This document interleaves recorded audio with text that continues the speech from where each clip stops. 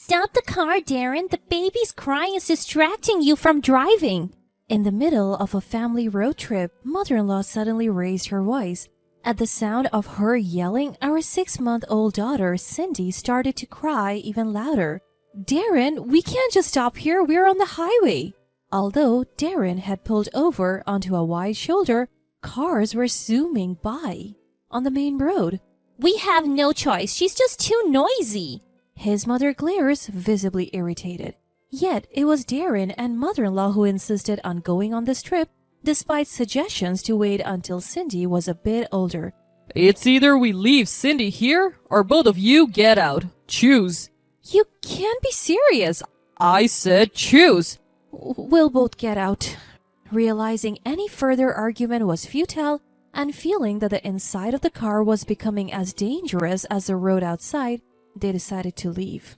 The gleeful expression on mother-in-law's face as we exited the vehicle was something we would never forget. My name is Bernetta, and I'm 32 years old. After high school, I worked for a local company where I met Darren. He was a management consultant who frequently visited the company, and we started dating after being introduced by the CEO. There was something I had to tell him. I lost my parents early and was raised in a facility until I graduated from high school. We were both over 30 and considering marriage. I felt it would be unfair to wait until he proposed to disclose my background, so I took the initiative. I already know. The CEO told me. But I also heard you're a very sincere person, and that's why I wanted to be with you. You knew? Warmth filled my heart as I thought about Darren, who accepted me and my past, and the CEO, who had always supported me. A year later, we happily tied the knot. 2 weeks into our married life, Darren suggested moving in with his mother. He said, I'm worried about my mom living alone. I knew that my father-in-law had passed away, so I remembered my mother-in-law being gracious when I first met her, so I readily agreed to get married. 6 months into the marriage, things began to change. It happened one evening during dinner with just the three of us. My work's picking up. I want you to quit your job and focus on the household. Couldn't I just switch to part-time or reduce my hours? I understood where Darren was coming from, but I was reluctant to leave the company that had helped me since I left the facility. If we're thinking of having kids in the future, quitting sooner would be better, Darren said. You should do it now, Bernetta, before things get hectic with a baby. Mother-in-law added. True, we were considering having children soon, and mother-in-law's words had weight given her experience. All right then, so I quit my job. When my boss found out, he was sad but happy for me, almost like I was retiring. I felt grateful realizing I had been valued. Darren took over managing our finances. I felt slightly suffocated staying home all day, but overall I was content with our little family of 3. But then, everything changed when I became pregnant. Darren and mother-in-law, who used to help out around the house, started treating me like a maid. I even found myself waiting in the heat and getting woken up to make late-night snacks. At first I thought Darren must be tired and mother-in-law is not young anymore, justifying their behavior, but it grew old. Can you both at least take care of your own needs? Who do you think is paying for this lifestyle? Darren snapped back. Since my son is feeding you, just do the housework without complaining. The icy gaze I had never seen before in Darren's eyes and the unusually aggressive tone in my mother-in-law's voice left me stunned.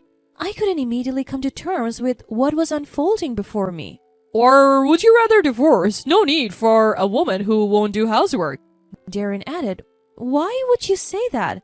My voice sounded incredibly shaky. You don't actually believe Darren married you for love, do you? Mother-in-law mocked. What? Mother-in-law sneered at my stunned response. We just needed a maid who would look after us. No one would willingly marry a fool like you. We have been kind to prevent you from running away, but now that you're pregnant, that's not a concern. We'll be making full use of you from now on. Darren said. I was biting my lip without realizing it. I felt pathetic, realizing neither Darren nor mother-in-law considered me family. It worked out this time. Mother-in-law gloated. What do you mean? Darren was married before. His ex-wife went back to her parents because we overworked her. When I heard from my boss you had no family, I thought it was perfect, no place to run. Darren added, this time they had me quit my job, took control of the money, and got me pregnant, making escape impossible. Frustrated, thinking it was all a setup from the start, I glared at Darren. What's with that look? If you have a problem, why not just divorce? The divorce papers Darren thrust in front of me already had his signature on them. But I didn't have the confidence to raise our upcoming child on my own, so divorce wasn't an option for me. He knew that and still showed me the papers. I won't divorce you, I managed to say, my voice trembling. Fast forward 3 months, and while working as a maid, I safely gave birth to our daughter Cindy. I thought things might change with the child in the picture, but the same old routine of being treated like a maid awaited me after leaving the hospital. Worse, neither Darren nor my mother-in-law showed any interest in Cindy. 6 months after Cindy was born, I was cooking in the kitchen when I overheard a cheerful conversation from the living room. Mom, your birthday's coming up, right? I think I can get some days off. How about a 3-day trip? Oh, how delightful. Let's go. Darren was the classic mommy's boy. I had sensed it since we got married, but after my pregnancy, he stopped hiding it. Despite giving me the bare minimum for living expenses, he showered his mother with spending money. She was living it up, lunches, shopping, you name it. It seemed like he was planning to fund this trip from our household budget too. Brunetta, handle the booking and packing, will you? Caught off guard, I was shocked. Me? An overnight trip isn't possible with Cindy yet. What are you talking about? Who's going to look after us if you're not there? Yeah, it's my birthday. You should celebrate with me. I wanted to argue against their absurd reasoning, but looking at them shouting, I knew it was futile. I reluctantly agreed to go on the trip. So there I was, on the first day of our vacation, having taken care of all the arrangements. We were headed to the hotel with Darren driving. I looked up the hotel you booked online. It's highly rated. Seems pretty upscale. Good job getting us a reservation. Even a woman like you can be useful sometimes. I returned their cheerful smiles ambiguously. Their words irritated me, but it was better than them being in a bad mood. I was hoping the trip would end without further issues, but it wasn't to be so easy. On the highway, Cindy began to cry. Feeling the tension rising in Darren and mother-in-law, I tried to soothe my daughter as quickly as possible. But the unfamiliarity of the trip seemed to make it impossible for her to stop crying. Shut her up already! I'm sorry! You wouldn't think I was apologizing for our own daughter, but it's all I could do. Then out of the blue, Darren pulls over onto the shoulder of the highway. Either leave Cindy here, or both of you get out. Choose. What? We can't just do that! Even though it's the shoulder, cars are zooming by at terrifying speeds. Just wait a little longer, she'll stop crying. The moment I say this, there's a loud thud. I thought we had been rear-ended, but it was actually Darren slamming the door. We're both getting out. Seeing Darren's face full of rage made me feel just as unsafe inside the car as out. And as soon as we exit the car, Darren speeds off, leaving us stranded on the highway. As the car speeds away, mother-in-law shouts out the window, You'll be fine if you stay on the side. You won't get hit. My eyes well up with tears of humiliation, but I'm the only one who can protect this child.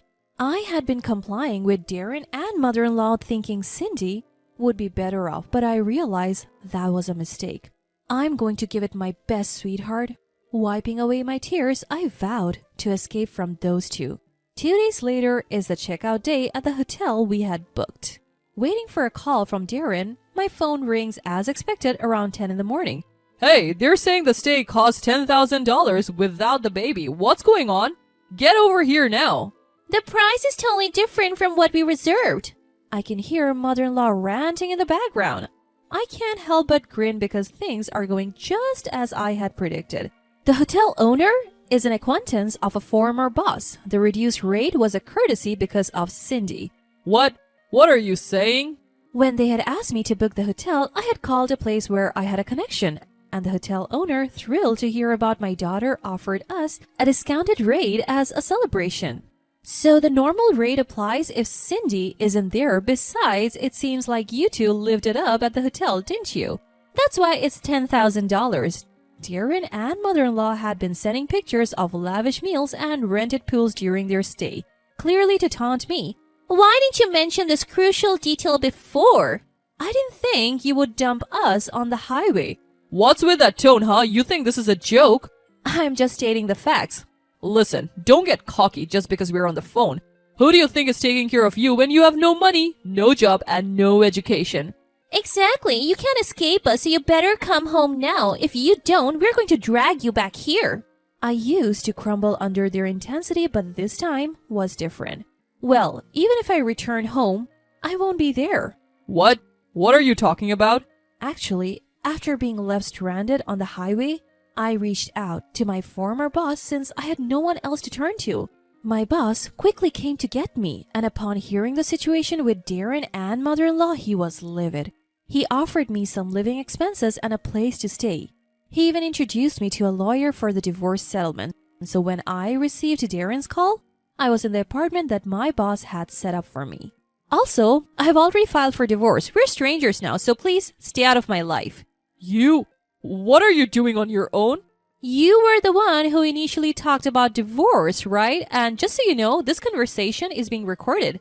I'll be claiming damages for the insults. I had followed my lawyer's advice and recorded the call. Wait, you're serious? Of course, Bernetta, we should talk things over if you're getting a divorce.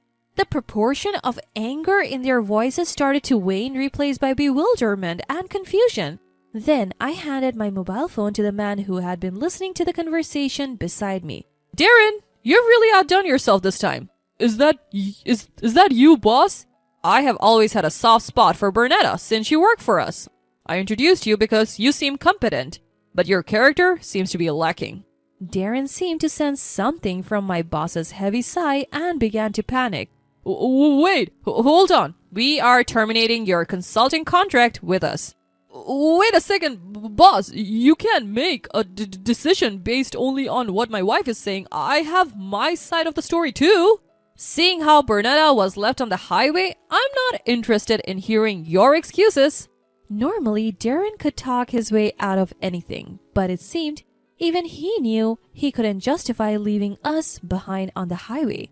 So he just fell silent. I've already told the hotel owner to charge you the standard rates. Don't think you can get a discount now. If Bernetta wants to go for a cheaper rate, I can put in a word for her. I took the phone back from my boss. Bernetta, please, I promise to change. I'll even help around the house. Just forgive me this one time. Bernetta, I'm begging you too. While it's true that there were some good memories with you as my family, actually, I cut off Darren's hopeful tone and continued. But the bad overwhelmingly outweighs the good, and considering Cindy, I can't live with you. I don't even want to see your faces or hear your voices. All future communications will be through my lawyer. Ignoring their lingering cries on the other end, I hung up. Bernetta, you did well. Yes, but it feels so liberating. Seeing the CEO's warm smile, I felt like I had cracked my most genuine smile in a long time. After that, word spread about how Darren left me stranded on the highway after being cut off by CEO Leslie at his workplace, and he ended up on disciplinary leave. Even when he returned to work, the atmosphere was harsh, and he eventually quit. With no savings due to his mother's lavish spending, he had a hard time finding a new job. In the end, they both resorted to living in a terrible environment while working part-time. As for me, thanks to the CEO's intervention, I was able to return to my previous job as a full-time employee.